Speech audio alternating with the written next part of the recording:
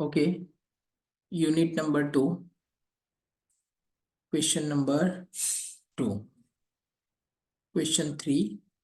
From the following information of salary of Mr. Someshwar, a government employee, find taxable salary.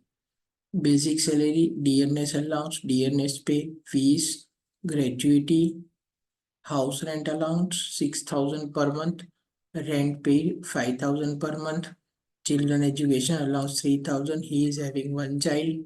Transport allowance, hostel allowance, uniform allowance, actual expenditure is given, helper allowance, actual expenditure is given, entertainment allowance, professional tax paid by employee, professional tax paid by employer on behalf of employee.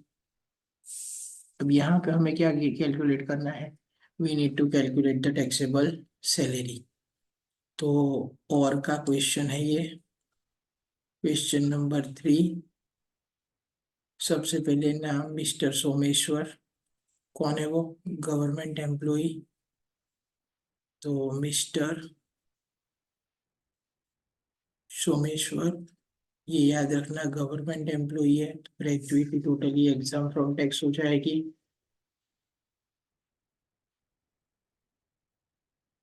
Inner column में बना नहीं रहा हूँ, अब बनाना.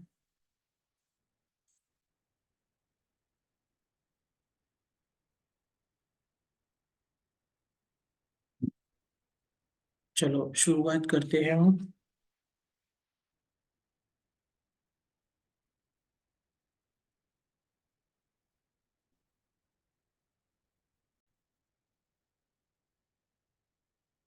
Basic salary. Basic salary कितना दिया है? 10,000 per month.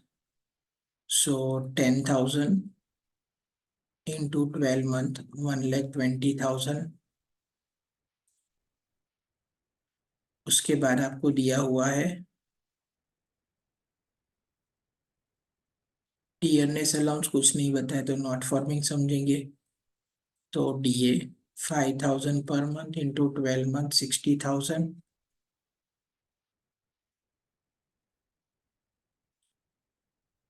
उसके बाद डियरनेस पे 1,000 per month into 12 month. Dearness पे 1,000 per month into 12 month, that will be 12,000. एक minute.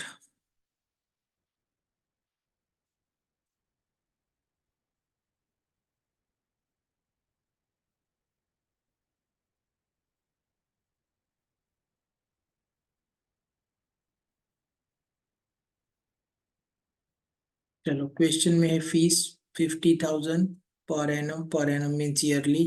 Fully taxable fees 50,000. Next is gratuity. पर ये कौन है? गवर्नमेंट एम्प्लॉई है. तो gratuity fully exempt from tax, तो not taxable under section 10 subsection 10. HRA 6,000 per month. तो HRA उसकी जो टैक्सेबल वैल्यू है वही हम लिखेंगे. चलो उसका वर्किंग कर लेते हैं हम. तो working note 1, taxable HRA. Format is HRA received. कितना है HRA? 6,000 per month. तो 12 मंथ का 72,000 लेस एग्जाम्ड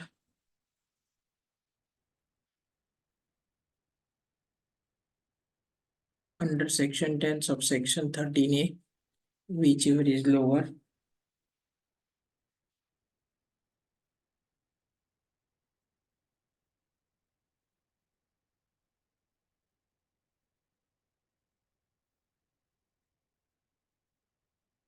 जिसमें HRA रिसीव्ड 72,000. अब ये रहता कहाँ पे? क्वेश्चन में देखो. नहीं बताया हमें. Rent paid for Kolkata, Kolkata में रहता है. तो 50% ऑफ सैलरी. और तीसरा आएगा रेंट पेड -10% ऑफ सैलरी। जो लोअर होगा वो एग्जाम हो जाएगा।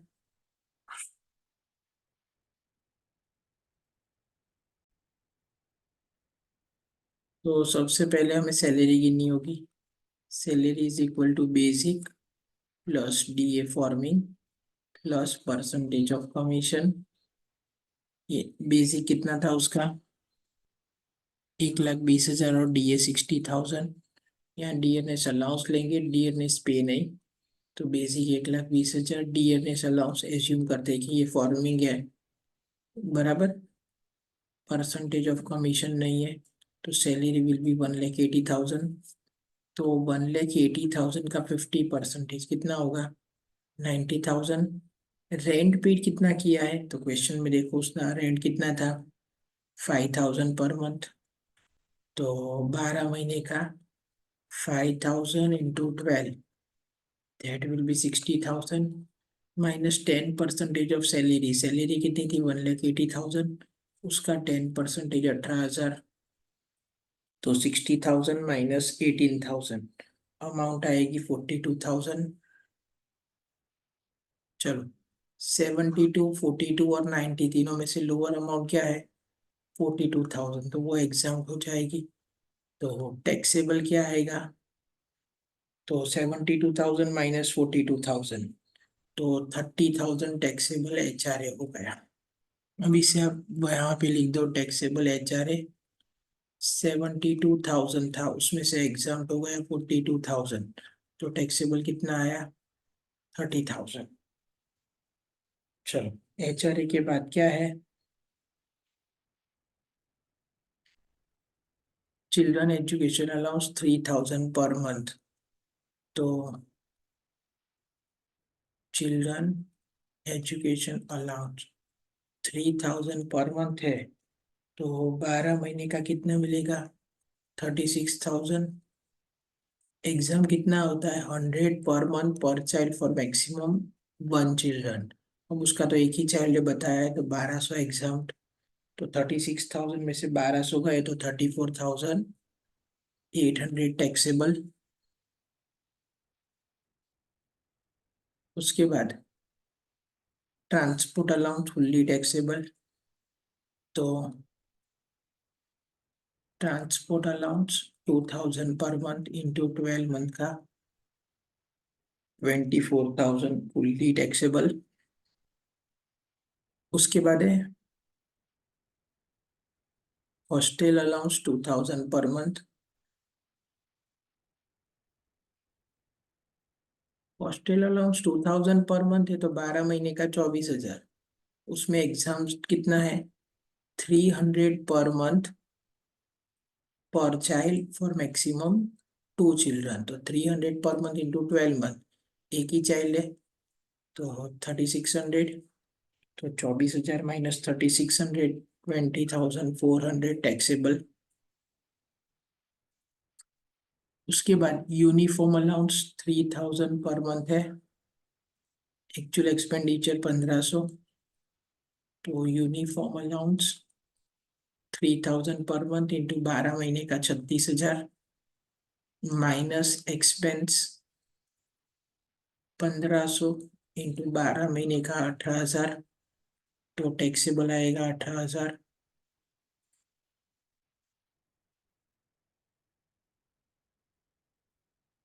चलो, उसके बाद helper allowance 3,000 per month, actual expenditure. Helper allowance 2,000 per month, actual expenditure 1,000। तो हेल्पर अलाउंस 2,000 इंटू 12 मंथ का 24,000 माइनस एग्जाम कितना होगा? एक्चुअल एक्सपेंडिचर 1,000 इंटू 12 मंथ का 12,000, तो टैक्सेबल 12,000। वेट करना जस्ट अ मिनट, ये इसको नीचे ले जाता हूँ मैं।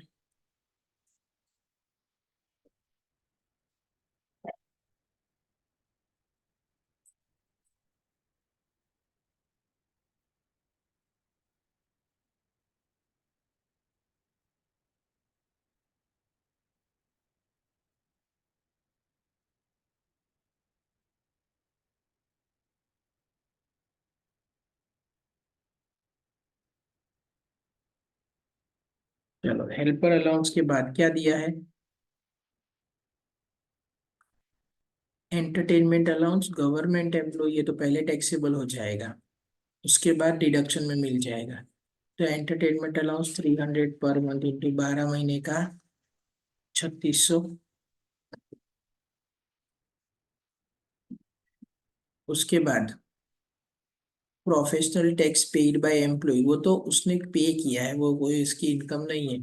बट हमारा खर्चा अगर कंपनी ने चुकाया तो वो हमारी इनकम, तो वो ऐड हो जाएगा। तो professional tax paid by employer 1600, वो ऐड हो जाएगा। चलो, इन सब का टोटल करोगे आप तो हमारी सैलरी हो जाएगी, दैट इज ग्रोस सैलरी।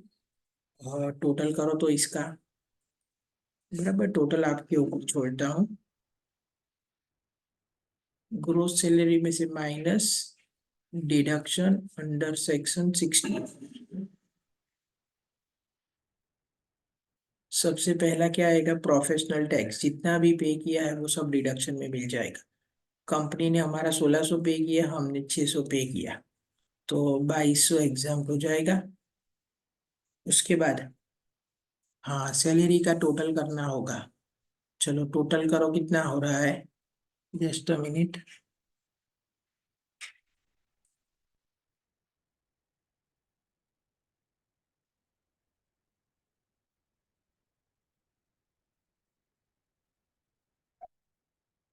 बराबर, ये टोटल हो रहा है अप्रोक्सीमेट और 3,86,400।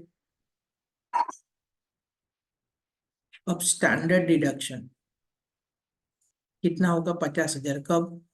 अगर हमारी ग्रोस सैलरी कैसी है, लेस देन 5 है तो ही मिलेगा। 5 लाख से तो कम ही है, तो स्टैंडर्ड डिडक्शन सीधा कितना मिल गया? 50,000। और एंटरटेनमेंट अलाउंस, अब एंटरटेनमेंट अलाउंस का डिडक्शन कैसा है? तो entertainment allowance which ever is lower, वो डिडक्शन में मिल जाएगा। तो उसमें क्या है? एक एंटरटेनमेंट अलाउंस रिसीव, तो वो तो पता है 3600। B 20% of salary,